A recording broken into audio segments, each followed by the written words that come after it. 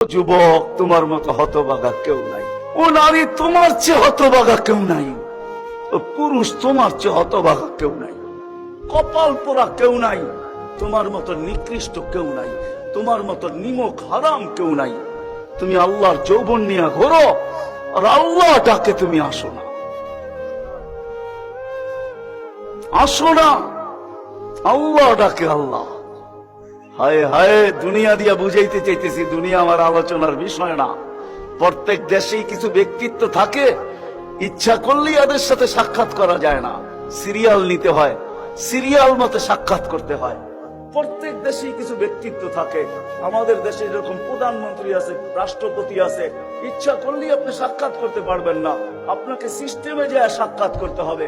দুনিয়ার সামান্য একজন পদস্থ ব্যক্তির জন্য, যদি দুনিয়ার একজন পদস্থ ব্যক্তি, তাকে সাক্ষাৎ করার জন্য যদি সিস্টেমে যাইতে হয়, ও যুবক, রাগ হয়েও না, তোমার পায়ে হাত রাখি,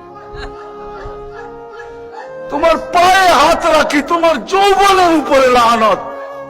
মালিকুল মুলুক তোমাকে ডাকতেছে আর বলতেছে কোন সিস্টেম নাই, আয় আয় আয় আয়।